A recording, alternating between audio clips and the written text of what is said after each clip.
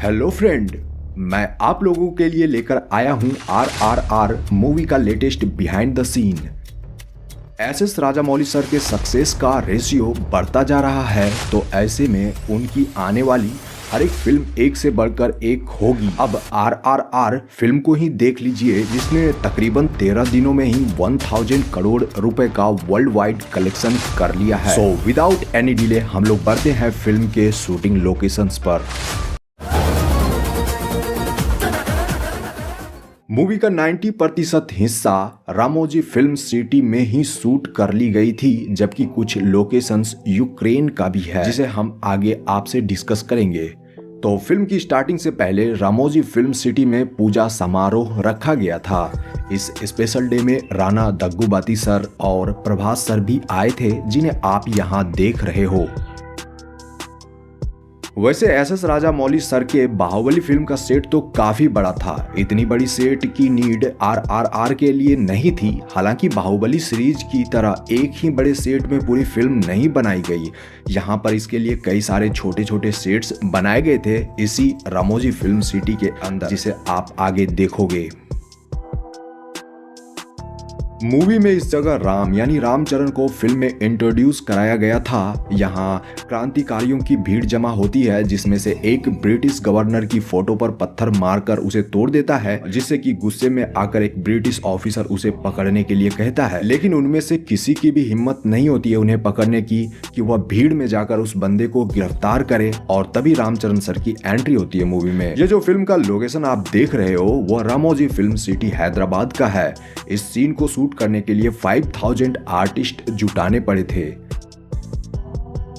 इस जगह पर ब्रिटिश ऑफिसर से मल्ली को छुड़ाने की बात रखते हैं एक स्थानीय नेता, जो आपने मूवी में देखा था। और उसके अगले सीन में कोमाराम भीम यानी जूनियर NTR को मूवी में हम पहली बार देखते हैं। जूनियर NTR सर को इस जगह, जो आप इस जगह वाली जो शूटिंग आपने देखा था फिल्म के अंदर, वो कुछ इस तरह से हुई थी। एंड यह भी फिल्म सिटी के ही अंदर का लोकेशन है। यहाँ आप देख पा रहे हो कि एक कैमरामैन एक ATV बाइक पर सवार है और पीछे से भीम दौड़ रहे हैं। यहाँ आपको उनके पीछे बाघ तो नहीं दिखेगा, क्योंकि उसे CGI से मूवी में प्रेजेंट किया गया है। इस सीक्वेंस में राम और भीम की दोस्ती होने वाली होती है, लेकिन उससे पहले यहाँ पेट्रोलियम से भरी ट्रेन का एक्सीडेंट होता है, जिसे कि काफी बड़ा विस्फोट दिखाया गया है मूवी में। एक्चुअली आपने जो मूवी में एक बड़ा सा ब्रिज देखा है, वो असल में है ही नहीं। उसे CGI और VFX के जरिए तैयार किया गया था मूवी में। एंड आप यहाँ देख रहे हो कि यह फिल्म सिटी का एक छोटा सा ही हिस्सा है, जिसके चारों तरफ ब्लू बैकग्राउंड लगाई गई है। एंड जो बड़ी नदी आपने मूवी में देखा था, वैसा कुछ भी नहीं है यहाँ। बट इस शूटिंग लोकेशन का सबसे बड़ा फैक्ट यह है कि इस सीन को शूट करने के लिए सच में विस्फोट कराए गए थे, लेकिन पूरी सेफ्टी पैरामीटर से। और फिर उसके बाद यहाँ से उस बच्चे को निकाला जाता है और बाद में उन दोनों यानी राम और भीम की दोस्ती होती है। एंड उसके बाद दोस्ती सॉन्ग मूवी में हमें दिखाया भी जाता है। अब भीम के पास कोई रास्ता नहीं बचता है और वह डिसाइड कर लेता है कि वह अकेले ही मल्ली को छुड़ा कर लाएगा। यहाँ पर आप इस वाले पार्ट का बिहाइंड द सीन देख रहे हो। देखिए, डिफरेंट सीक्वेंस शूट करने के लिए कई सारे अलग अलग स्टूडियो बनाए गए थे, बट वो सारे के सारे एक ही फिल्म सिटी के अंदर हैं, और वह है रामोजी फिल्म सिटी। तो यहाँ पर भी इस वाले फाइटिंग सीक्वेंस को शूट करने के लिए एक अलग से सेट तैयार किया गया था। इस जगह राम और भीम पहली बार टकराते हैं। इस जगह जितने भी एनिमल्स आपको दिखाए गए हैं, वो सारे के सारे CGI है। बट मैक्सिमम सीन के लिए सच में तोड़फोड़ करी गई थी और कई जगहों पर आग भी लगाया गया था। अब जब इस तरह की शूटिंग होती है, तो यहाँ पर काफी भीड़ इकट्ठा करना पड़ता है, बट उस भीड़ को कंट्रोल करना ही बिग टास्क है। मुझे तो यहाँ का सीन माइंड ब्लोइंग लगा था। आपका क्या ओपिनियन है इसके बारे में, आप हमें कमेंट में जरूर बताइएगा। सालों बाद श्रेया सारन का फिल्म इंडस्ट्री में कमबैक हुआ है और उनके साथ अजय देवगन सर की जोड़ी वाकई कमाल की है। अब बढ़ते हैं इस शूटिंग लोकेशन की तरफ। तो यहाँ पर अजय सर का किरदार एक क्रांतिकारी के तौर पर प्रेजेंट किया गया है मूवी में। मूवी में उनका एक छोटा सा रोल है, बट उनका किरदार काफी इफेक्टिव है। तो यहाँ उनकी आखिरी लड़ाई होती है, जहाँ वो अपनी जान की आहुति देकर सैकड़ों ब्रिटिश सैनिकों को मारते हैं। इस जगह पर स्कॉट भीम को पब्लिकली सजा देने का डिसाइड करता है और यहाँ पर स्कॉट के कहने पर राम उसे मार मार कर सबके सामने घुटने टेकने पर मजबूर करता है। लेकिन यहाँ सब कुछ उल्टा हो जाता है क्योंकि भीम जिन लोगों के सामने कोड़े खा रहा होता है वो सारे के सारे उन्हीं के साइड में आ जाते हैं एंड यहाँ एक आंदोलन छिड़ जाता है। ये वाला सीन भी काफी इंटरेस्टिंग दिखाया गया मूवी में एंड इस वाले शूटिंग को करने के लिए 2000 आर्टिस्ट लगे थे। यहाँ पर राम स्काउट को कन्विंस कर लेते हैं कि यह भीम को यमुना किनारे ही फांसी दे, बट राम यह चाहता है कि वह किसी तरह भीम को बचा ले। यहाँ उसके बाद का यह सीन है और इस जगह राम स्काउट को मारने की प्लानिंग भी करता है बट स्काउट यहाँ बच जाता है और यहाँ जो उड़ते हुए राम पर वो फायरिंग करता है ना, यह वाला सीन तो मुझे काफी मजेदार लगा था। मैं आपको बता दूं कि स्काउट का रोल कर रहे हैं रे स्टीवेंसन, जो कि हॉलीवुड के एक फेमस पर्सनैलिटी है। उन्होंने थॉर मूवी में भी काम किया है। यूक्रेन की राजधानी कीव के मरीन स्काई प्लेस का यह लोकेशन है जिसे आपने नाटो नाटो सॉन्ग या नाचो नाचो सॉन्ग में तो देखा ही था,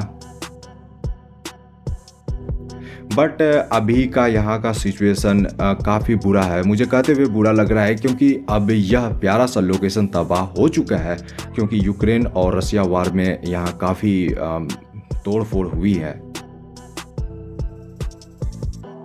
क्लाइमेक्स काफ़ी मज़ेदार था देखने में बट क्लाइमेक्स के उस 20 मिनट की शूटिंग के लिए फिल्म मेकर्स ने 55 डेज तक पसीने बहाए थे। इस लोकेशन से यहाँ पर रामचरण सर को जेल में दिखाया गया है जो कि अंडरग्राउंड जेल होता है। इस जगह पर पेड़ पौधे देख रहे हो, उसके चारों तरफ ब्लू बैकग्राउंड भी नजर आ रहा है। मैं आपको बता दूं कि ब्लू बैकग्राउंड का यूज ग्रीनरी प्रेजेंट करने के लिए किया जाता है, जबकि ग्रीन बैकग्राउंड से ग्रीन कलर की चीज़ों को छोड़कर बाकी जितनी भी सारी चीज़ें हैं ना उसको आसानी से आप रिप्लेस कर सकते हो। तो यहाँ पर एनटीआर सर अपने कंधे में राम को बिठाकर ले जाते हैं और यहाँ देख रहे हो कि एक्शन डायरेक्टर किस तरह से उन्हें बता रहे हैं कि उन्हें किस तरह से मूवी में परफॉर्म करना है। मैं आपको बता दूं कि कैलिफोर्निया के निकोलस पॉली ने इस फिल्म के एक्शन सीक्वेंस को सिनेमेटोग्राफी करी है। इस सीक्वेंस में राम को छुड़ाकर भीम अपने साथ जंगल ले आते हैं, तो यहाँ जो मूवी में जंगल वाला सीन दिखाया गया है आप लोगों को, उसे भी फिल्म सिटी के अंदर शूट करा गया था।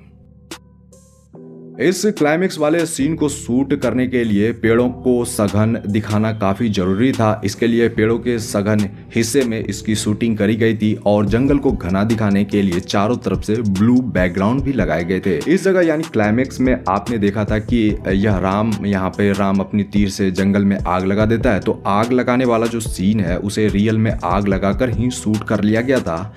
एंड आप देख रहे हो कि इसे किस तरह से शूट किया जा रहा है। हालांकि इसकी शूटिंग के लिए आर्टिफिशियल पौधे भी लगाए गए थे बट कुछ थोड़े बहुत नुकसान पेड़ों को भी झेलना पड़ा फिल्म मेकर्स को। बाय द वे इसके लिए उन्होंने उसी लोकेशंस पर नए पौधे लगाए ताकि जो पौधे पेड़ जल गए थे उनकी भरपाई हो पाए। बाय द वे मूवी का यह वाला सीन सबसे बेस्ट था जिसमें राम एक घुड़सवार से घोड़ा छीन लेता है और दूसरी तरफ भीम बुलेट। तो जो आप देख रहे हो यहाँ इसी सीन का शूटिंग चल रहा है। यह इस फिल्म का आखिरी सीक्वेंस है। इस जगह राम के कहने पर भीम अपनी बुलेट को हथियारों और बम बारूद वाले गोडाउन में फेंकता है और वह बुलेट वहां जाकर फटती है जिससे कि खतरनाक विस्फोट होता है और तभी स्काउट का एक एक करके पूरा महल तबाह हो जाता है। इसके बिहाइंड द सीन में आप देख रहे हो कि विस्फोट वाले सीन को कुशलता से शूट किया जा रहा है। एक्चुअली विस्फोट तो कराए गए थे बट उसे ब्लू बैकग्राउंड वाले दो छोटे छोटे कमरों में कराए गए थे और फिर उसके विजुअल को बड़े कैमरे में कैद किया गया था। इसमें वीएफएक्स ऐड करके मूवी में हम लोगों को रिप्रेजेंट कर दिया गया है। तो विस्फोट होने के बाद सामान इधर उधर भी गिरे थे जिसे हमने मूवी में तो देखा ही था। एक्चुअली वो सारे सामान विस्फोट से नहीं बल्कि इसके बिहाइंड द सीन में आप देख रहे हो कि क्रू मेंबर्स द्वारा खींच कर गिराया जा रहा है। एंड मैं और कुछ ज्यादा नहीं कहना चाहूंगा RRR के बारे में। अगर आपने इस फिल्म को देख लिया है तो वेल डन, और जिसने नहीं देखा है उनको मैं कहना चाहूँगा कि वो किसी अच्छे मल्टीप्लेक्स से फिल्म एंजॉय करे क्योंकि इसका जो 3D वर्क है ना उसका तो कोई जवाब ही नहीं।